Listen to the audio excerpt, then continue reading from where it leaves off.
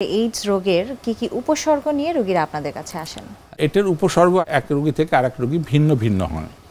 আমরা একটু আগে বলেছি যে এটা ইমিউনিটি অর্থাৎ রোগ প্রতিরোধ ক্ষমতা প্রায় ধ্বংস হয়ে যায় একেবারটা, ফলে দৈনন্দিন জীবনে যে ইনফেকশনগুলি সেগুলি বেশি হয়।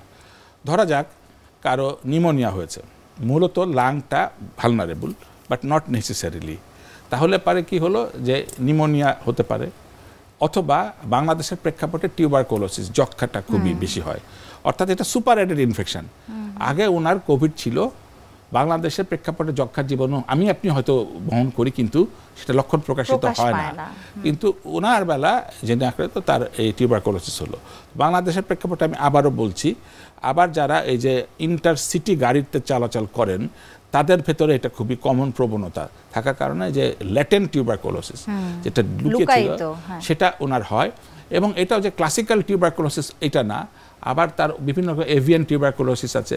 অর্থাৎ আমি বলতে চাইছি যে যক্ষ্মার বিভিন্ন রকম যে ধরন আছে সেটা তার হলে তাহলে তার প্রকাশটা আসলে টিউবারকুলোসিস অর্থাৎ যক্ষ্মার মতো করে হবে। তবে হ্যাঁ, যেটা হবে যে তার জ্বর হবে এবং যে কোনো ধরনের ইনফেকশন হবে। তাহলে ইনফেকশন বলতে আমরা মাথার পা থেকে একদম সংশোধনী মাথা থেকে পা পর্যন্ত যত অর্গান আছে সব কিছুই হতে পারে। তার এনকেফালাইটিস হতে পারে, তার কনজাংটিভাইটিস, তার নিউমোনাইটিস হতে পারে, পেরিকার্ডাইটিস হতে পারে, টনসিলাইটিস হতে পারে, এবং ফ্যাটাল যেগুলি আরও ডিসঅর্ডার আছে সেগুলি হতে পারে। তাহলে আমি আবার বলতে চাইছি যে যখন একটি মানুষের খুব ঘন ঘন ঘন ঘন বিভিন্ন রকম অসুখ হবে, এই যে অসুখগুলি বললাম, তখন এই অসুখের কারণ খুঁজতে যেয়ে যদি আমরা দেখি তাহলে পরে আমরা এইডস হয়তো খুঁজে পাবো। আবার কথাটাকে যদি ঘুরিয়ে বলি, এইডসের কোনো প্রোটোটাইপ স্পেসিফিক ক্যারেক্টার ট্রেট নাই। যেরকম ডেঙ্গুর ক্ষেত্রে আগে বলা হতো যে জ্বর হবে 105, শরীর এত ব্যথা হবে যে মনে হচ্ছে যেন তাকে হাতুড়ি দিয়ে ভেঙে দেওয়া হয়েছে, এটা নাই। এটার ক্ষেত্রে ওই যে তার রোগ প্রতিরোধ ক্ষমতাটা চলে যাওয়ার ক্ষেত্রে ফলে এক একজন এক একভাবে ইনফেকশন হবে। এবং প্রফেশনাল হ্যাজার্ড বলে একটা কথা আছে, ধরেন যারা রঙের মিস্ত্রিতে কাজ করে, যারা ধুলাবালুর সাথে কাজ করে, তারা ধুলাবালু তাদেরকে ক্রমশ নিচ্ছেন, রং এখান থেকে নিচ্ছে, তাহলে পরে তার প্রফেশনকে আমরা অ্যাড্রেস করব এবং এটার সাথে কোরিলেট করে কিনা সেটা আমরা দেখব।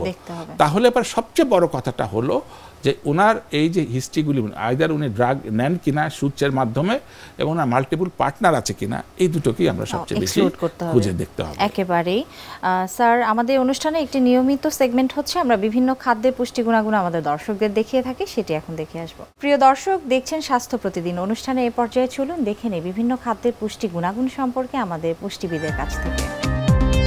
ইউরিন ইনফেকশন জনিত সমস্যা অনেকের মধ্যেই কিন্তু দেখা যায়, সেটি পুরুষ হোক কিংবা মহিলা হোক।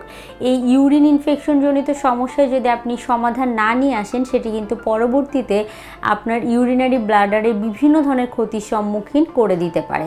সেজন্য আপনাকে অবশ্যই ইউরিন ইনফেকশন হলে ডাক্তারের ট্রিটমেন্টের পাশাপাশি সুষম খাদ্যাভ্যাস মেনে চলতে হবে। সুষম খাদ্যাভ্যাস বলতে বোঝাচ্ছি বেশ কিছু খাবারের কথা আমি এখন বলবো, যেই খাবারগুলো যদি আপনার প্রস্রাবে কোনো ধরনের সমস্যা বা ইউরিনারি ইনফেকশন হয়ে থাকে সেক্ষেত্রে অবশ্যই এড়িয়ে চলতে হবে বা বেশ কিছু খাবার অতিরিক্ত খাদ্য তালিকায় অ্যাড করতে হবে।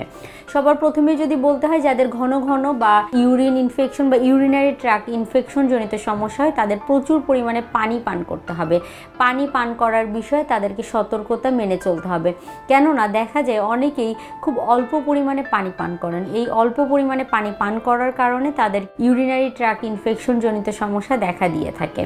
নিয়মিত 10 থেকে 12 গ্লাস পানি শুধু পান করলে হবে না, পাশাপাশি বিভিন্ন ফলের জুস, ডাবের পানি, তরল বিভিন্ন খাবার, সুপি খাবার বা বিভিন্ন সবজি দিয়ে, চিকেন দিয়ে, ডিম দিয়ে তৈরি করা স্যুপ জাতীয় খাবারগুলো আপনি আপনার খাদ্য তালিকায় রাখার চেষ্টা করবেন। তাহলে দেখা যাবে যে আপনার দেহের পানির রিকোয়ারমেন্ট অনেকাংশে পূরণ করতে সেটি সাহায্য করে থাকে। এর পরবর্তীতে যদি বলতে হয়, বিভিন্ন ধরনের ইনফেকশন কমানোর জন্য আমরা ন্যাচারাল রেমেডিস হিসাবে অ্যান্টি ইনফ্লামেটরি খাবারগুলোর কথা বলে থাকি। তার মধ্যে ধরেন দারুচিনি হতে পারে, জিরা হতে পারে বা আদা হতে পারে। এই জাতীয় খাবারগুলো আপনি কিন্তু পানি দিয়ে ফুটিয়েও গ্রহণ করতে পারেন, তাহলে ইনফেকশনের যে জটিলতাগুলো আছে সেগুলো কিছুটা কমাতে সাহায্য করবে। কুসুম গরম পানি মাঝে মাঝে পান করতে পারেন। প্রচুর পরিমাণে ফলমূল, শাকসবজি গ্রহণ করার পাশাপাশি অতিরিক্ত পরিমাণে রিফাইন কার্বোহাইড্রেট যেগুলো আছে বা যেই খাবারগুলোর কথা আমরা বলে থাকি যে সাদা আটা থেকে তৈরি করা খাবার, এগুলো কিন্তু এড়িয়ে চলতে হবে।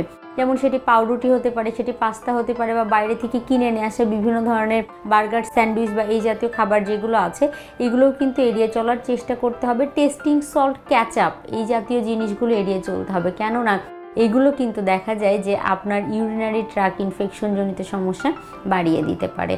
লাল মাংস, গরুর মাংস, খাসির মাংস, ভেড়ার মাংস, দুম্বার মাংস এগুলোও এড়িয়ে চলার চেষ্টা করতে হবে, কেননা অতিরিক্ত লাল মাংস গ্রহণ করার ফলে এই জটিলতাগুলো বেড়ে যেতে পারে।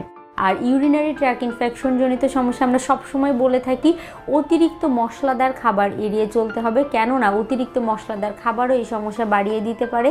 কম মশলা জাতীয় পাতলা তরল লিকুইড যে খাবারগুলো আছে সেগুলো তো গ্রহণ করবেন, তরকারিগুলো ভুনে নেওয়ার পরিবর্তে চেষ্টা করতে হবে সেগুলো পাতলা ঝোল করে তৈরি করে গ্রহণ করার জন্য। এরপরে যদি অন্যান্য খাবারগুলোর কথা বলতে হয়, যে আপনি আপনার খাবারের যে তালিকায় carbohydrate, protein, fat, vitamin, minerals, পানি এটির একটি গুড রেশিও তৈরি করে গ্রহণ করার চেষ্টা করবেন, তাহলে দেখা যাবে সেটি কিন্তু আপনার এই সমস্যাগুলো সমাধান করার ক্ষেত্রে সাহায্য করবে। আর যাদের ফ্রিকুয়েন্টলি বা বারে বারে ইউরিনারি ট্র্যাক ইনফেকশন জনিত সমস্যা হয় তারা অবশ্যই ডাক্তারের অবজারভেশনে থাকবেন, তাহলে দেখা যাবে যে এই সমস্যাগুলো কিন্তু প্রকট আকার ধারণ করবে না।